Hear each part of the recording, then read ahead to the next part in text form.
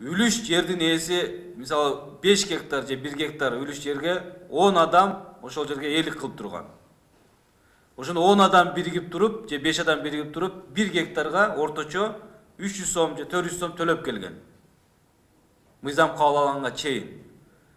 Мыйзам кабыл алгандан кийин ар бир үлүш жердин ошол 5 гектар 5 жанга бөлүнөт же 10 жанга бөлүнүп, ар бир жан бул жерге майыптар кирбей атат, 16 жаштан жогорку жарандар.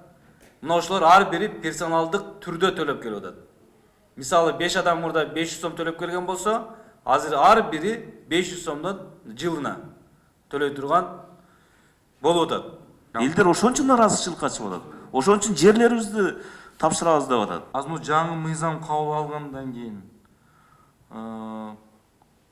ошо 243 канча дополнительный түшүш керек эле прогноз боюнча? Мына мисалы 2014кө караганда 2015те чогулган баягы мыйзам жаңы киргенден кийин айырмасы 58 миллион түштү. Айырмасы 58 миллион да? Көбөйдү. Предварительный итог боюнча азыр отчеттор толук эметилип. 58 миллион. 58 миллионго ушунча шум болуп атат да? Мен сиздерге айтып берейин, мен жакында Аксыда митинг болбоду, Каражыгачта. Ошол жерден ошо Аксын ошо митингде болгон элдерден сурадым да. Жөн эле келе, баягы мурдагыдай эле келе. Угуп кетип атабы десем, жок дейт. Андай манай жок дейт. Мындай өзүнүн ыктыяры менен, өзүнүн баягы кыйынчылыктары менен мындай күрөшүү оор болуп аткан турмушта. Ошол келип өзүмө үнүн угузам деп мына ошол митингге келиптир. Ошол 58 миллион кошумча табабыз деп мен тиги соцфондко кошумча.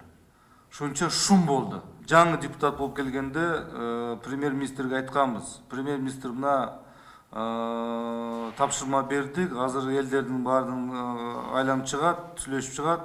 Биз март айында даяр бир жаңы долбоор алып келебиз деп айтты да. Ошого силер март айында бир даяр бир долбоор өзүңөр алып келесиңер, же алып келесиңер? Кандай ойлойсуңар деп атат? Марттын ичинде алып келүүгө аракет кылабыз. Аракет кылабыз деп. Ал жерде дагы бир маселе чыгып калат да, ошол салыктар местный бюджетке түшөт да. Ошо местный бюджеттин эсебинен тиги айылдык кеңештер, айыл өкмөттөр жумуш кылышат. Ал жагы дагы кандай болуп калат анан кийин? Анын акчасы дагы азайып кетет. Алар дагы тиги оперативный жумуштарды аткара албай калышат. Азыр соцфонд менен чогуу бир жума биз иштеп чыгайлык. Биз өкмөттү күтпөйбүз. Өкмөттүн мыйзам долбоорун биз беребиз заключениясына. Өзүбүздүн тиги жумуш менен кете беребиз. Ато азыр мартка, февралга, апрелге, майга ошо менен кетти, анан кийин тиги чозулуп кетет убакыттын баары. Ошон үчүн наркы жумага мына сиздердин баардык сунуштарын азыр эске алдык. Мирлан Сакбаевич сүйлөштүк.